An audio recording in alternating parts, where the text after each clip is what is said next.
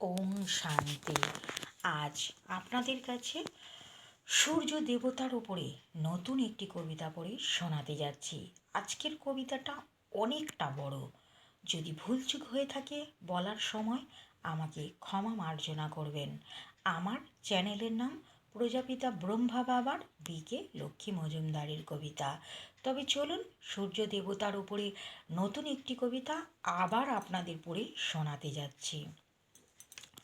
সূর্য দেবতা তো নিজে অগ্নিপিণ্ড, কিভাবে তাহার আরতি আমি করি। তুমি বলে দাও পরম পিতা, আমি যে তোমারই শেখানো পথে চলি।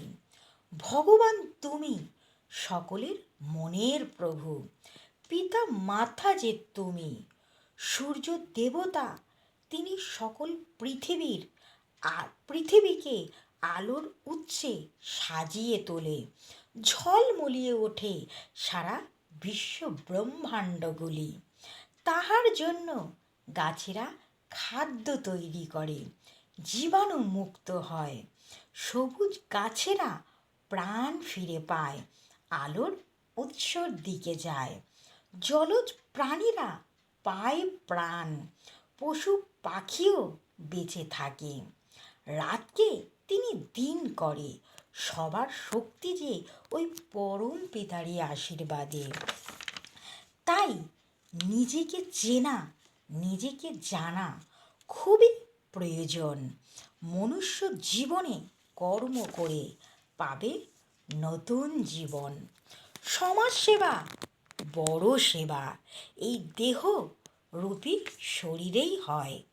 আত্মা তাই সংস্কার নিয়ে জীবনে যেন শ্রেষ্ঠতম কর্ম করে যায়।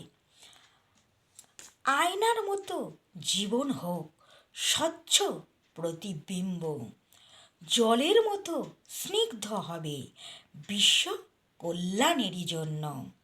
যা প্রতিজ্ঞা করি আমি মনের মধ্যে বলি, জীবন পরিবর্তন করি আমি পরম পিতারই মার্গদর্শনে আমি যেন চলি। ওম শান্তি। ওম শান্তি। সকল বন্ধুদের, সকল দর্শকদের, সকল সেন্টারের দিদিদের ও দাদাদের জানাই আমার আন্তরিক প্রীতি শুভেচ্ছা। আমার নাম বিকে লক্ষ্মী মজুমদার। আর আপনাদেরকে এই নিয়ে আমি অনেকগুলোই কবিতা পড়ে শুনিয়েছি, যা মেডিটেশনে বসে আমি পাই।